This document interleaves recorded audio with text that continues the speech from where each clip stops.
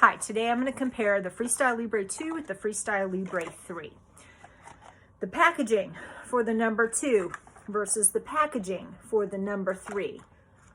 Less than half the size. If for nothing else, less paper, less plastic, that in and of itself is a win. The number 3, it's already put together. You twist it apart and go ahead and put it on. This is all that you need to do. With the number 2, it actually is quite a bit more packaging. You have this piece, and then you have this piece. You peel this off, you attach this, connect it, and then go ahead and attach it. So quite a bit more packaging. Again, just the applicator in and of itself, the 2 versus the 3. Huge, huge difference. But this is all put together for you, and this you have to assemble yourself. Okay, let's talk about the sizing. Now, I use these Expression Med as well as the skin grips because I'm a runner and I get really sweaty. Also, I lift weights, like I work out hard, right? So with the number 2, and they say that this is about the size of a quarter. If I put this over top, it fits just exactly perfectly. But I'm the worst and I never get it on center.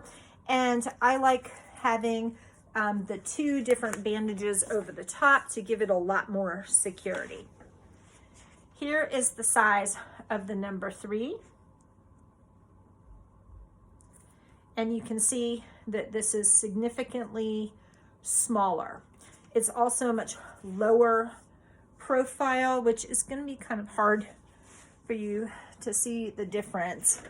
Basically, if you bump into a door with this, like you'll knock it off. I'm hoping that this smaller, lower profile, etc., will just go ahead and stick a lot better.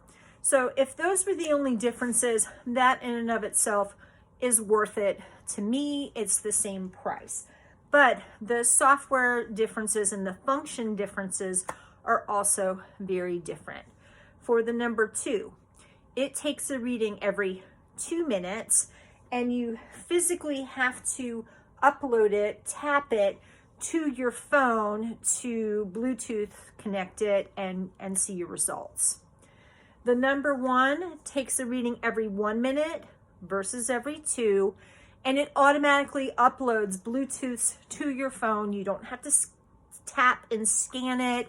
You don't have to worry about, oh, if I go more than 8 hours, like for example, if I went to bed early and slept in a little bit late, or if I forgot to tap it and upload it. With the number 2, it would only store up to 8 hours worth of information, and then you again had to manually scan that into your phone, and if you didn't, that information was lost forever. Well, with this, it's more frequent readings and it automatically does it. The other thing that I was having a lot of problems with the number 2 was, and this would really kind of piss me off, is that supposedly it had, I think it's either 20 or 25 foot range where you had to be in with your phone. And if you didn't, it couldn't, it just didn't like it. It would set alarms off and things along those lines. Okay. Now, when I was running, I would put my phone physically into like a little fanny pack and put that on my back. And sometimes, even though it is literally like less than a foot away from my phone, it would say that it lost connection. Or if I put it in my jeans pocket, it would say that it, didn't have a connection, and it just really didn't like that.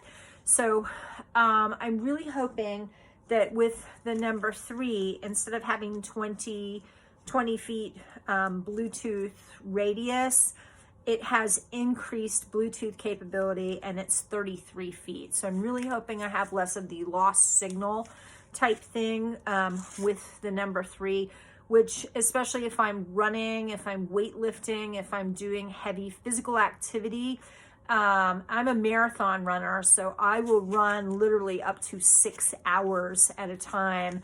It's very important for me to have those low alarms available to me because I don't want to get stuck, on the side of the road with the low blood sugar episode, get caught unawares. So hopefully that will be a big difference.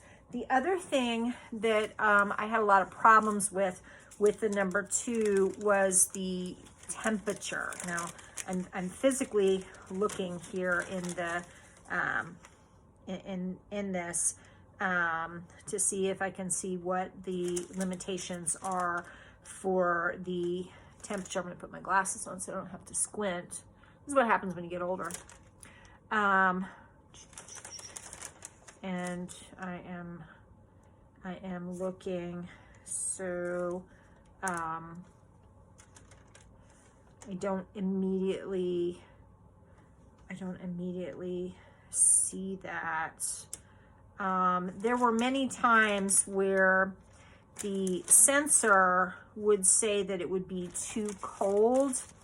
I live in the Washington, D.C. metro area. It really doesn't get that cold here in the mid-Atlantic region of the United States. The coldest weather I've ever had outside was like 18 plus a wind chill. And I could be in like rainy, drizzly rainy weather in like the 40s with a wind chill, and it would say that this was too cold, and I would not get information for that time frame. So I'm hoping to have a little bit better results with the 2, but we'll see. Right now I'm wearing one arm, one on the other. And so for the next 11 days, I'm going to be kind of compare, contrast side examples between the 2 and see like if what one reads versus the other, just to kind of, look for accuracy with that. But as I said, in and of itself, smaller, less packaging, less plastic, just as easy to put on, but you don't have to do the connections, smaller profile, bigger range of Bluetooth capabilities, don't have to tap to upload, don't have to worry about that 8-hour time frame, and same price. So assuming I can still keep getting a hold of these, thus far the Libre 3 has already on day 1 been a game changer. I hope this information is helpful. Hey, if you like this, give me a thumbs up, give me a comment. I really appreciate that.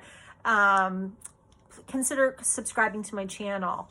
All I do is information about health, well-being, diabetes care, losing weight, exercising, just generally nutrition, taking care of yourself. I'm a real person. I'm 53 years old.